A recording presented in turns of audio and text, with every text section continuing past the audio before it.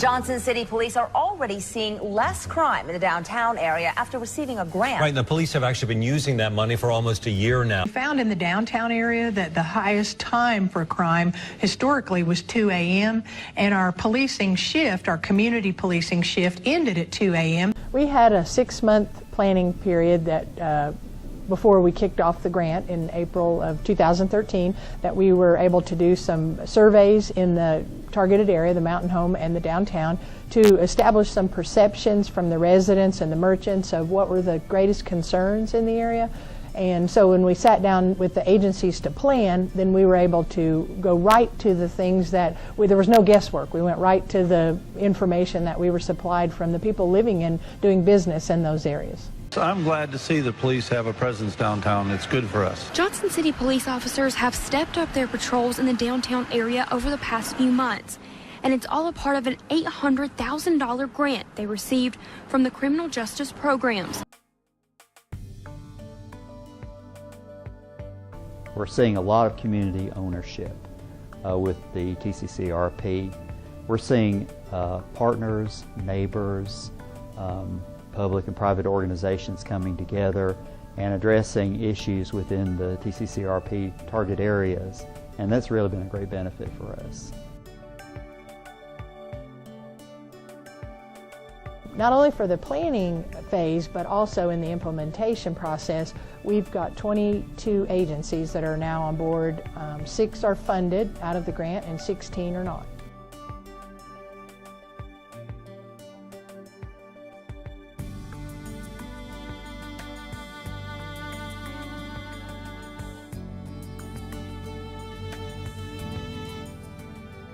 OCJP, the Office of Criminal Justice Programs, has been phenomenal as a partner. They approached us some time ago and asked us if we'd be interested in having the Tccrp in our community, and we jumped at the chance. I would summarize it this way. This is the way it's supposed to work. This is the way that government agencies are supposed to serve the community, to partner together, to allocate resources, and to just move together in lockstep and assist our community to make it everything that it should be or can be. We also found out that grant money helps 19 other programs. That money will be used during a 3-year period until March of 2016.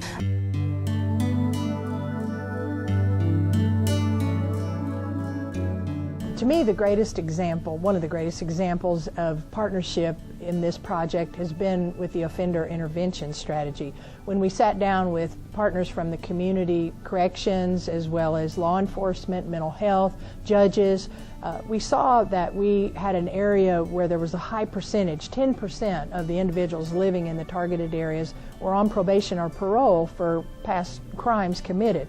So we knew that we needed to offer some services to break recidivism or break the cycle of crime in these individuals' lives. So as we sat down together and through many discussions, many meetings, we were able to come up with a creative new way, which is now a first probation program of its kind in the state of Tennessee with the Day Reporting Center. So all of us together, we began a program or a strategy to meet this need that was not yet being done by any of us. So our collaboration created something new that we do together as partners, but it wasn't anything any of us was already doing.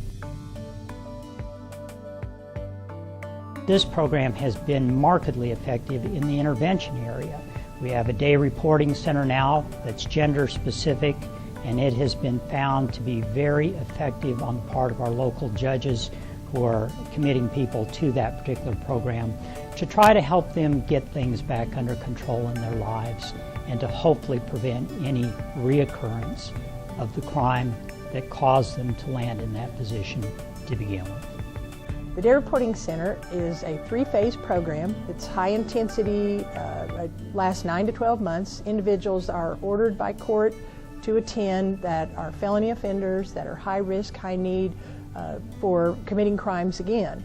And in this program, they're going to receive drug and alcohol education and treatment, individual counseling, victim impact classes, job readiness training, where they're actually aided by job readiness counselor to do online job searches, resumes, interviewing skills, a cadre of classes that are preparing them for the future, a successful future. And many of these individuals are telling us it's the first opportunity they've had to receive drug and alcohol treatment or any kind of computer skill training. So it's an opportunity for a real life change. This is an outpatient program where they're still living their lives. They're not being housed in a facility and learning coping mechanisms. They're learning how to cope with their addiction while still having to live a normal life. It is comprehensive. They are learning not just how to deal with their emotions through group therapy and individual therapy. They're also learning a new set of skills. The first group has not completed the entire program, and there has been some failures, but there has been successes too.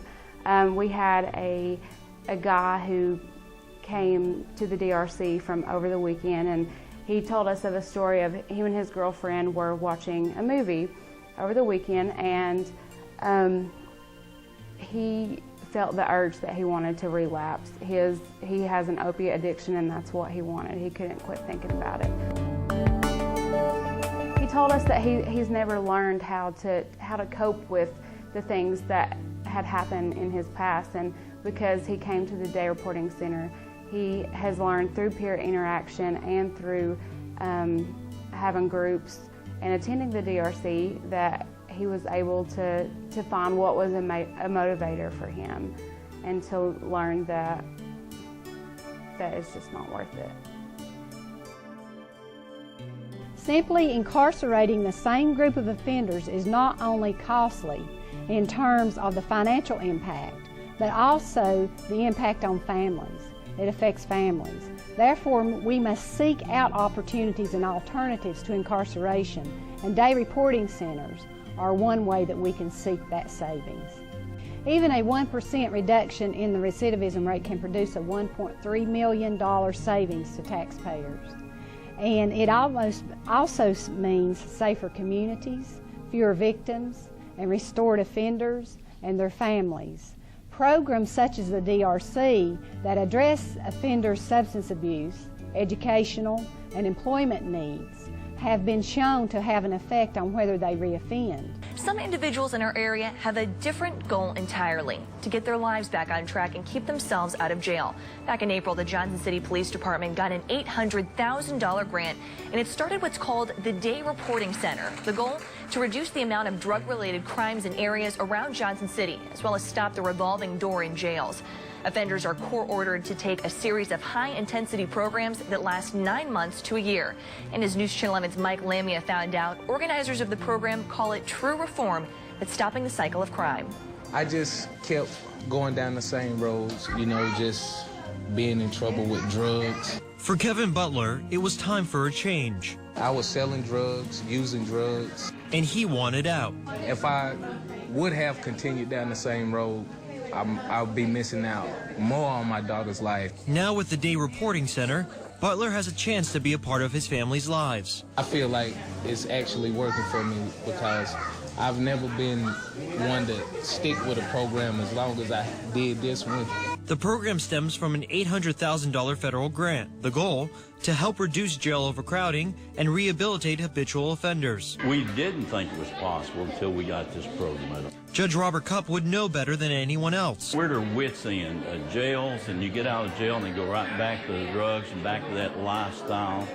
We now have something in place that these kids can learn and hopefully make something of their life instead of this life that we've seen for so long. Initially, the program targeted offenders in two main areas, the downtown in Johnson City and Mountain Home.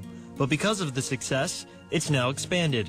They granted us permission to open it up to Washington County, so that's very exciting. It's a growing program with a hopeful track record of success. We hope to have more people in this program than I have in that courtroom. That would be a thrill. With the problems that go on in our lives, I feel comfortable to come here and sit down and I can talk to them. In Johnson City, Mike Lamia, News Channel 11, in your corner. This effort has brought together many different people in the community And so, like, one of the things that we just come up with is doing some financial counseling and management for the housing authority residents that are behind on paying their rent. We have a couple hundred people a month that are late paying their rent, and about 50 a month that don't pay their rent that month. And so we've been looking for ways to help these people learn how to do financial management. By connecting through this organization, we've been able to work with the credit union, and we're going to bring those classes to the housing authority residents too. So that's a real positive thing.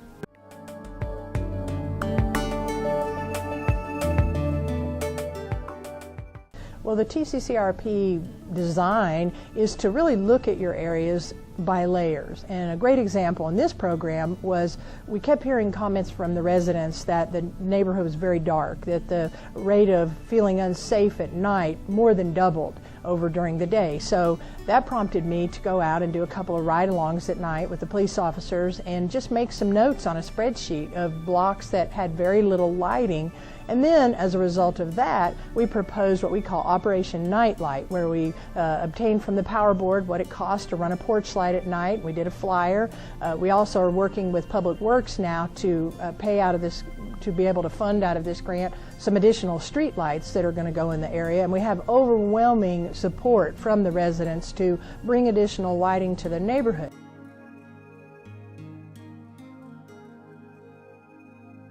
But then, when we really had lighting on the table, we began to question the crime data and take a look at what time of day was crime occurring.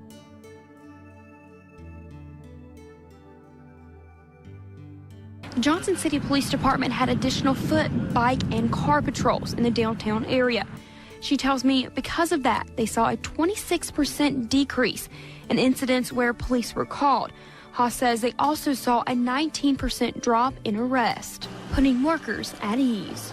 Tccrp has aided us in our community development work in that we do work primarily at the neighborhood level in community development.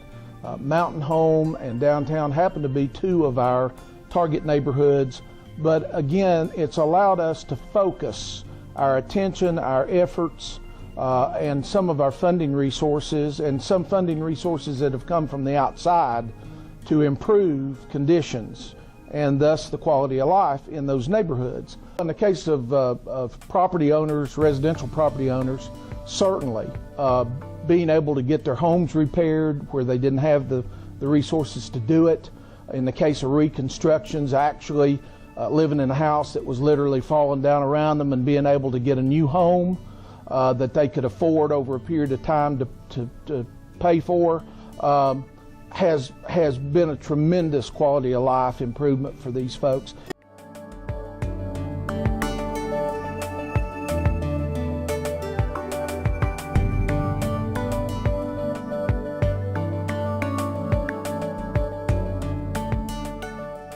You know, we hear from our client base all the time because we are dealing with individual residential property owners. We've also heard from some property owners who were near or adjacent to rental properties that needed to be improved and kept up better, and saying how much better the neighborhood is, how much cleaner it is, how much better it looks. In the downtown, where we're dealing more with businesses, certainly there's a lot of investment that is taking place downtown. We hope that that's going to spur a lot more, and we think that improving the existing businesses and their properties that we have down there are going to spur more investment.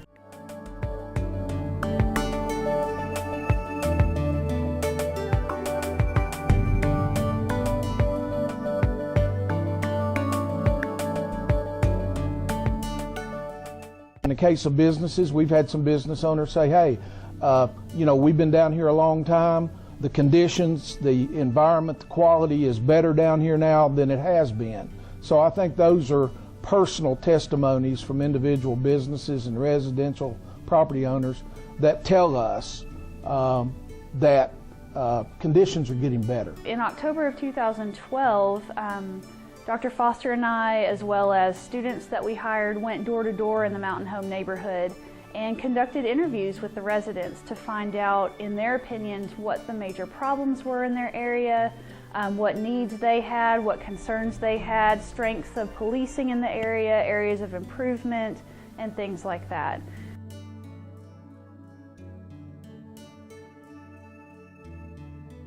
Too often when you have people who are disadvantaged, whether it's economically disadvantaged, unequal access to power or resources, a lot of times they're told what's wrong and they're told how it's going to be fixed without their buy-in.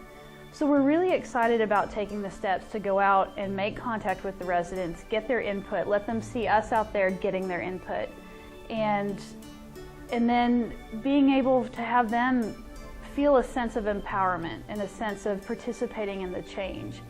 Only when you involve the people who are disadvantaged are you really going to have true lasting change that's sustained. And so we're really excited that this evaluation is taking this community-based element and using it and really working with residents to get their opinion. The neighborhood cleanups and working with the residents with neighborhood revitalization. That's a great tool because it's very visible. It's something that can be seen immediately, and we've had a lot of buy-in with residents who appreciate the efforts that are being made to clean up their neighborhoods and to give them opportunities to help rehabilitate their homes.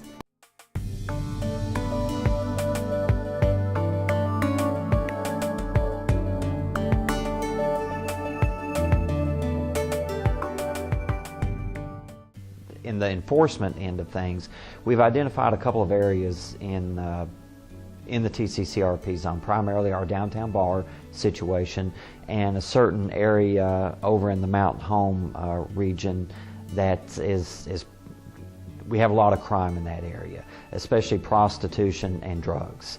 And so it's our goal that beginning in March, we were kind of waiting for the weather to break. We're going to start with foot patrols, bike patrols. We're beginning the process of what I'm excited about is taking back these communities.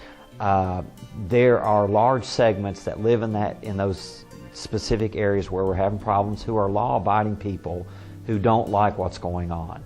And we want to go in there, help clean up their community for them, and give them the opportunity where they can walk the streets and feel safe at night.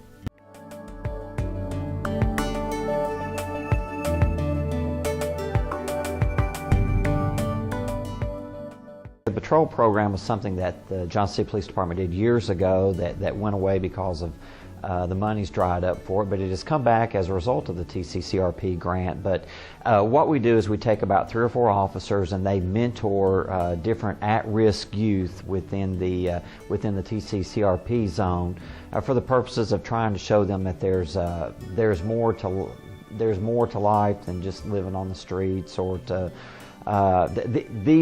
in short, these kids are at risk because they see their parents or their aunts or their uncles who get in trouble, go to jail for selling dope or something of that nature. And we try to show them that there's another side to life than that. So our officers will try to get involved with them, take them on educational type trips to the library. I believe at this point in time they're planning a trip to Gatlinburg, to maybe the Titanic Museum and Ripley's down there for kids that have earned an opportunity to go down there, but just to try to mentor them and hopefully save them from a life on the streets, so to speak.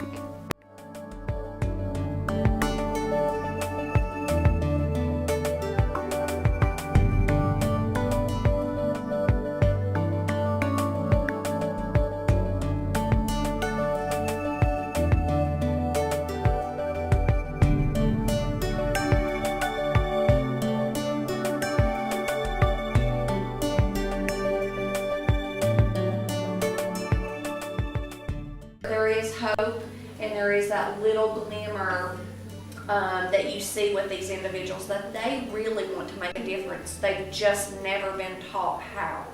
So I thank you for letting us be a part of that. And even with the alternative program, we were doing 15 young individuals in the alternative correction program, and they're amazing young adults that have no concept, have never been taught personal finance at home or at school. So we have thoroughly enjoyed our partnership, and it is very rewarding to be part of this. By partnering with Tccrp TCCRP.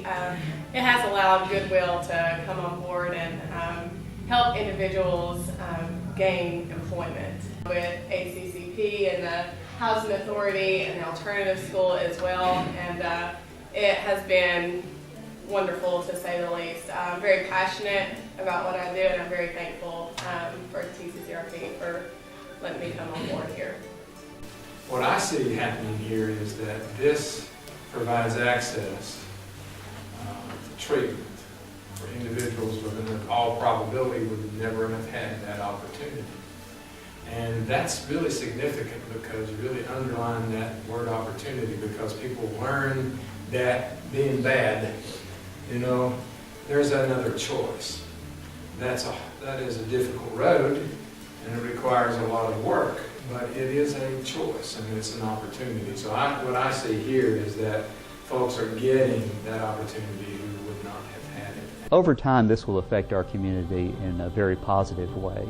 I foresee that the programs that we have in the TCCRP areas will continue, because at the end of the grant-funded period, we'll wonder, how did we do without these programs?